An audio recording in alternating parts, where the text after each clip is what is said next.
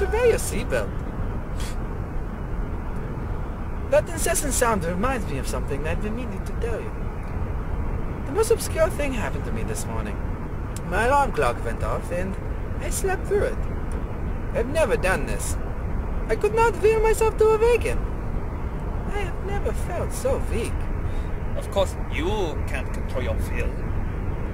What do you mean by that? You cannot because you refuse to recognize the will as the sole driving force of all being. Look at your philosophy. Why do you question the world, the cosmos, yourself? Because you will die. If you were the immortal Nietzsche, if you were immortal, you would never question.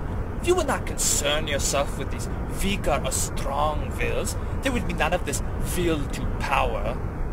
Immortal, you would not philosophize, but you are mortal. You will die. You are amazed by death, by suffering, by the blind struggle, and you philosophize. But until you can drop this rubbish, you will never see past the veil of Maya, and you will never control your will. Oh, arrogance! Insatiable pride! Breed the tyrant! I've refused because your system of philosophy rests on faulty presuppositions. It is not the will to live which humanity rests on, but the will to power. Self-preservation is only one of the indirect and most frequent results. Yes, I will die, and that is tragic.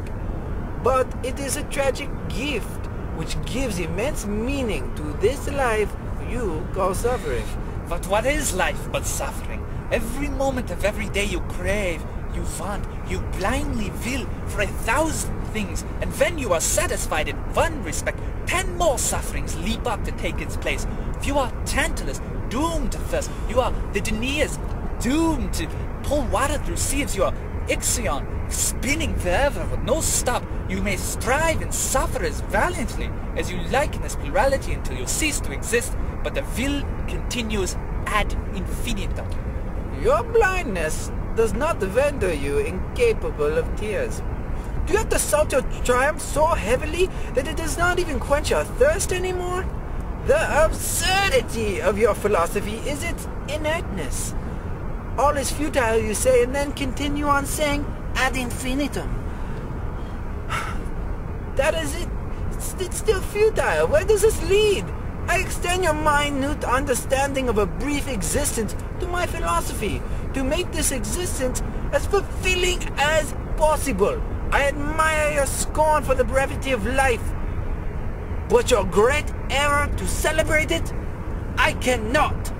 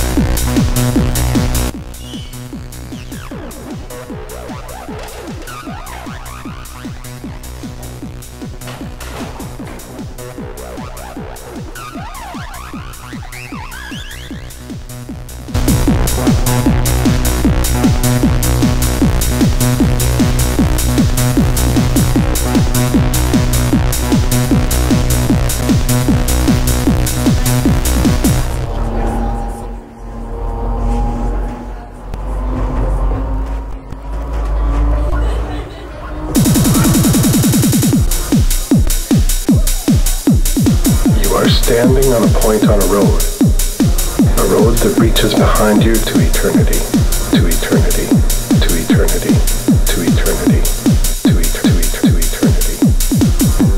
road before you heads to eternity. You are in the midst of eternity, midst of eternity, midst of eternity, midst of eternity, midst of eternity.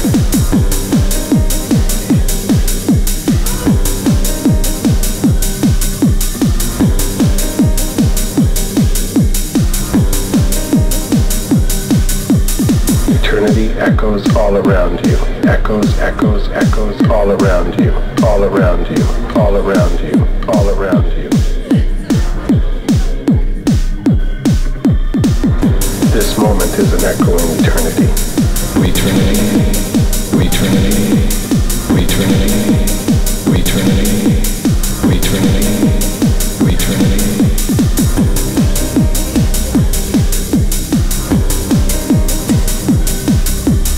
It has always been an echoing eternity.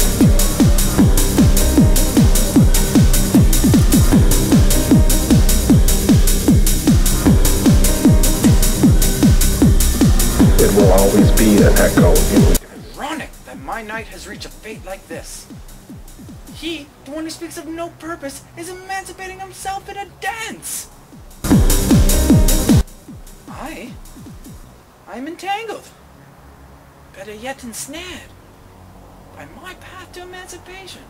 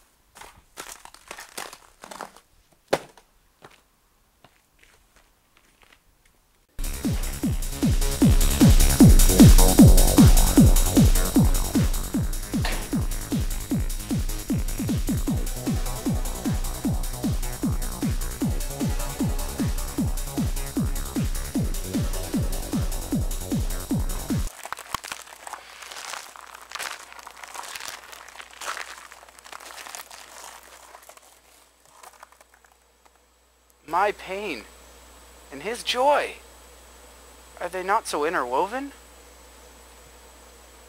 Yet his joy, in light of his philosophy, is a pain. Both experiences are fleeting. In my loneliest of loneliness, how I feel like a speck of sand, stuck in an hourglass, turning end over end, endlessly.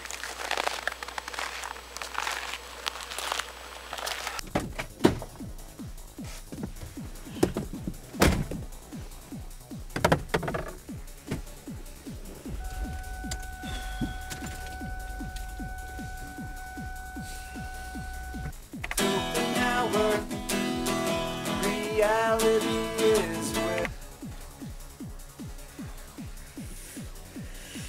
Blockhead! Insufferable blockhead! Fine. I wanted to leave anyways. Shall I look for him? No! With a wander like Odysseus. He will find his way back to the party and he will find his way back home. His will may inflate his intellect to new bounds, but his intellect will turn. He will return.